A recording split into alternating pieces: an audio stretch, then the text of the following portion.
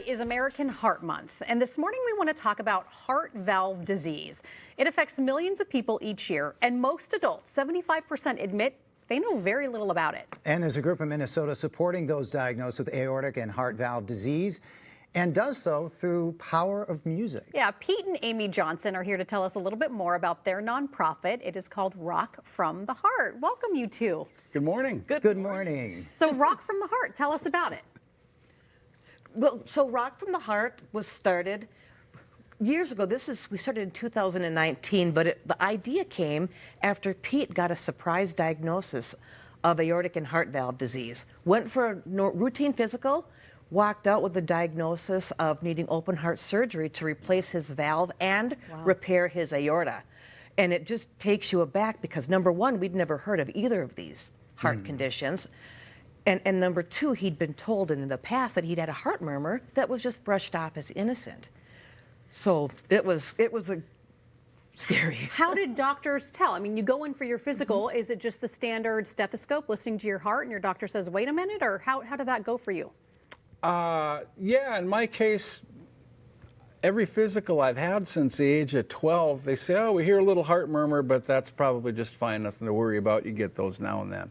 Well, in 2015, my doctor said, let's take a look at that heart murmur because it's kind of loud. So they send me to do like ladies would do an ultrasound to see what sex your baby is. They do that to your heart, and that's how they do it. So it doesn't hurt, but they get a good look. And he says, wow, you have an aneurysm that's growing out to here, and you were born with what's called a bicuspid heart valve, which is your heart valves are like a piece of pizza cut in 3 pieces. Mine's like a piece of pizza cut in 2 pieces. Oh. Is an easy way to know. And how are you feeling now? Yeah. Well, I feel good. I have a mechanical heart valve now, and I hear it click a little bit. So as a drummer, it makes for some good fodder for jokes. Some rhythm in there. Pacemaker, and pacemaker to keep things in time. Yeah. No, it feels fine. I'm healthier than I was before it happened. It allowed me to lose some weight now, and I mean, I don't run out of breath going up the stairs anymore. Wow. Did you feel fine before? Well, I did, but I'd always had a bicuspid heart valve, so it's the only way I knew how to feel. Right. So after it was all done, about a year after that, it's like, oh yeah, I don't run out of breath. I can sing higher. I can mow the lawn and enjoy it instead of dread it. And oh, sorry. Well, I was going to say, and I would imagine getting this diagnosis, you guys kind of went online and you had problems finding really any information about this, which that stat of 75% of Americans know very little about. Only stories of death and people's heads who've swollen up to here because the anesthesia went wrong. Oh, that's what I found online. You always find bad stuff. So that's what we want to try and counteract is, hey, let's have some stories of hope and success, and guys like me who are like, hey, I feel better now. So it's not just the education part, you also offer support. Yeah, it's really because that fear when we first went, I went to the internet the first place, and that's what I found. I said, we want people, when they walk out of the doctor's office like Pete did, and when they go to the internet, we want them to find those stories of hope, successful outcomes, and a community. And that's really what makes Rock from the Heart different. And what we've tried to build is, by bringing in the music and the education 2-day model, we all come together in one place to share our successes, to learn about it.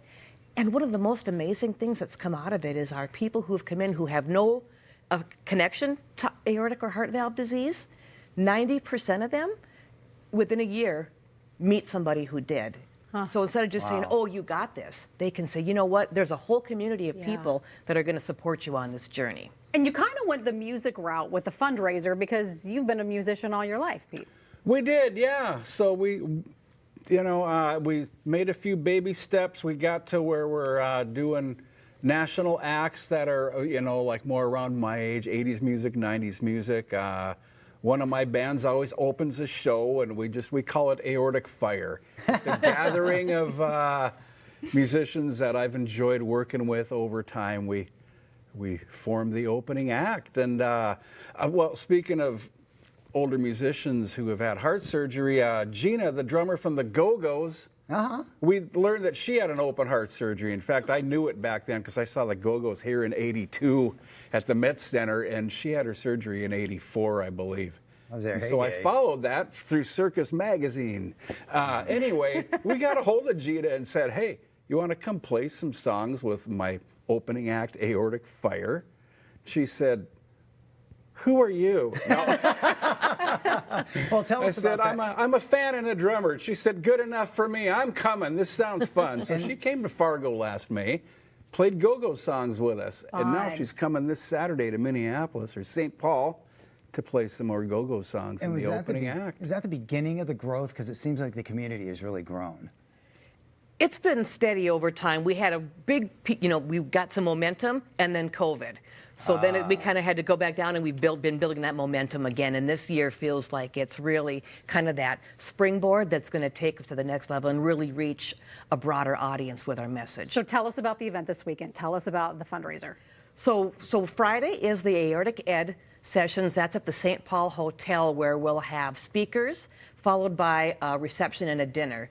And then Saturday is the concert at the Palace Theater, where Aortic Fire, with special guest drummer Gina Schock, will open up the show, and then Spin Doctors are coming in. Oh. So we're really excited. We're kind of taking a little leap out of the 80s, just a little bit, for a different vibe. And again, the people who listen to this music are the ones who need to be getting their hearts checked now because they're at that age. Tell us about the age aspect of things, because again, people don't know about this. So people like Pete who have like a bicuspid valve, if it's going to start to deteriorate, it's usually when you're in your late 40s, early 50s, and 60s. Okay. With aortic disease, aortic valve disease, if it becomes like stenosis, that tightening of the valve, can really start affecting people even without a bicuspid valve in their mid-60s to 70s. And you have a special day coming up as proclamated by the governor. Tell us about that. Yes, February 22nd is National Heart Valve Disease Awareness Day. We do have a proclamation from the state of Minnesota. This is, I believe, our 4th year